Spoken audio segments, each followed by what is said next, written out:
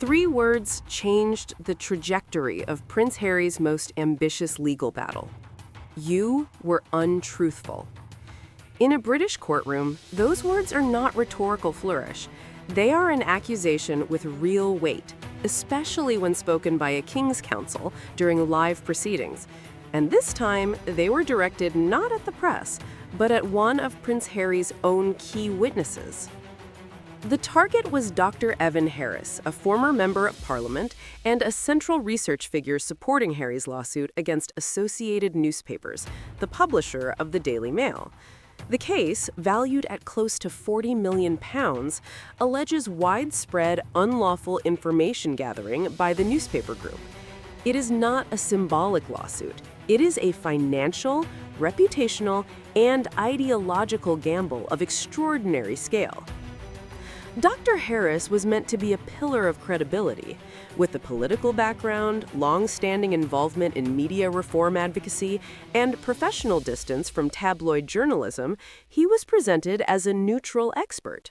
His research was expected to help establish patterns of wrongdoing and give the court confidence that the claims were grounded in serious investigative work. Instead, his testimony became the focal point of a credibility crisis that now threatens the entire case. During 3 consecutive days on the witness stand, Dr. Harris told the court that he had no prior knowledge of an internal investigation known as Operation Bluebird. He described the material as unfamiliar and insisted he had not participated in its creation or review. His answers were direct and unqualified. Then, the defense produced documentary evidence. Records showed that Dr. Harris had not only received the Operation Bluebird memo, but had returned it with substantive edits. Not formatting, not grammatical corrections, actual revisions to content.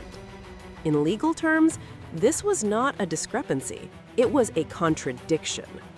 The defense barrister confronted him with that evidence and stated plainly that his previous testimony was untrue. The courtroom reaction, according to observers, was immediate and intense.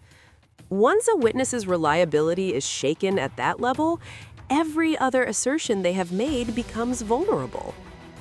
This moment matters because courts do not assess evidence in isolation. They assess trust. And when a witness appears to mislead under oath, intentionally or not, the damage spreads. Dr. Harris attempted to explain the contradiction by claiming a failure of memory. He argued that he had not been shown the document prior to testifying and therefore did not recall his involvement. But legal experts note that this explanation creates more problems than it solves. Editing a document requires engagement. It requires understanding what is being changed and why.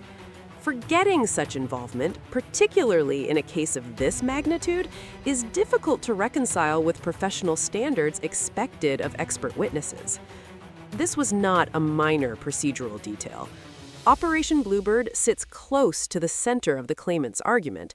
It was meant to demonstrate systematic behavior rather than isolated misconduct. If the evidence supporting it is compromised, the strategic impact is severe. And this is not happening in a vacuum. Even before the trial began, the presiding judge issued a rare warning to the claimants, explicitly noting the enormous financial exposure they faced if the case failed. Such warnings are unusual and signal judicial concern about risk rather than confidence in outcome. Prince Harry chose to proceed regardless. That decision underscores how personal this case has become. It is not merely about damages or legal precedent. It is about identity, about proving a long-held belief that the media acted unlawfully and maliciously, and that he was justified in defining himself as its victim. But courts are not platforms for emotional validation. They are arenas of evidence. And that evidence is now under strain. Dr. Harris is not the only witness whose testimony has faltered. Earlier in the proceedings, another supporting witness withdrew their statement entirely, claiming it was inaccurate and improperly attributed. Each incident compounds the problem, reinforcing the defense's argument that the claimant's case lacks reliable foundations. The irony is difficult to ignore. A lawsuit built on accusations of media dishonesty is now struggling with questions of honesty on its own side. At this stage, the issue is no longer whether mistakes were made. The issue is whether the court can trust the narrative being presented at all. And as the case moves forward, that question grows louder. As damaging as Dr. Harris's testimony may be, it represents only one front in a much broader problem now facing Prince Harry's lawsuit: structural vulnerability.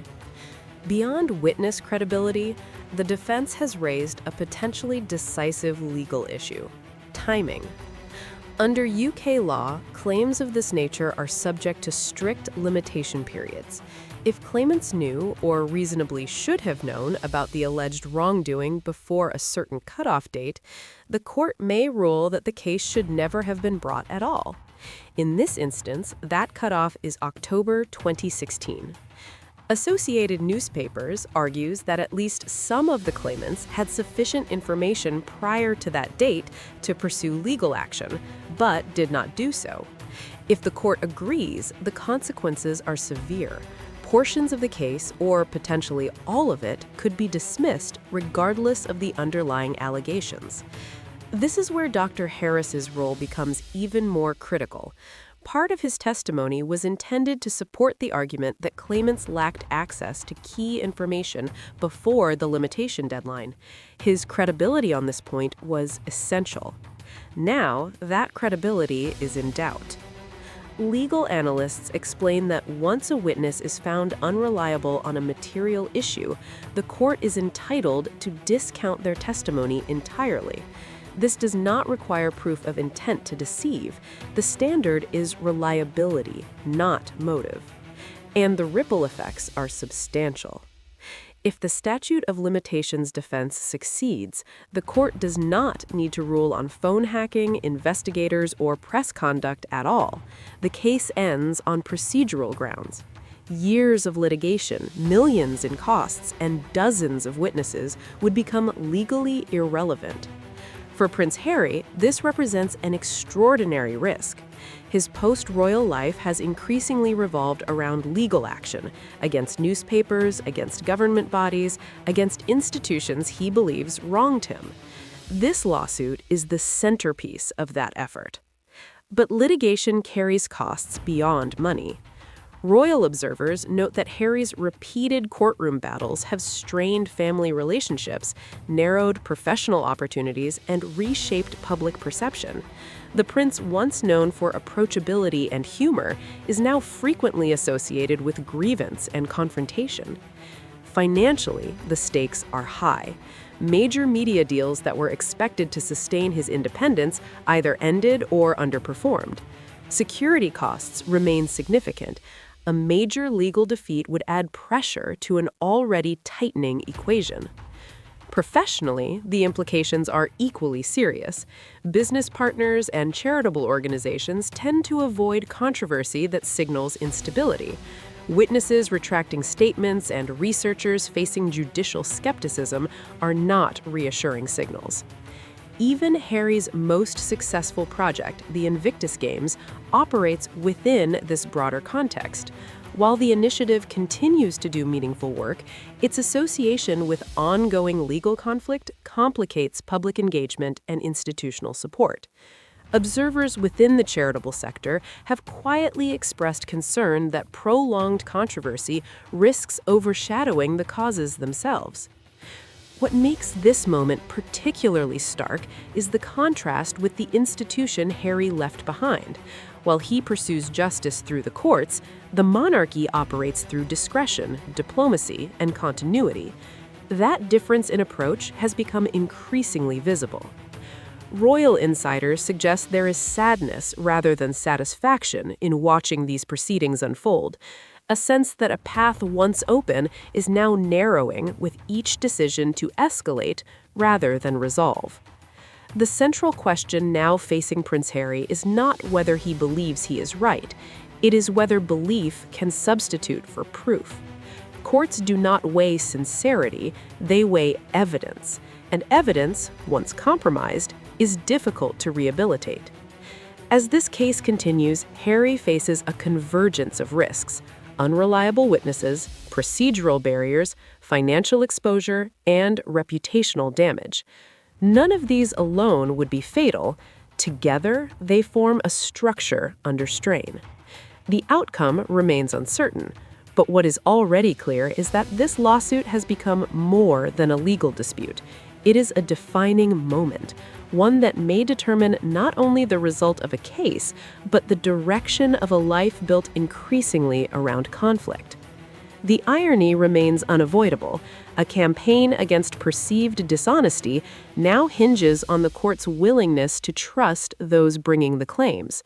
Whether that trust survives may decide everything.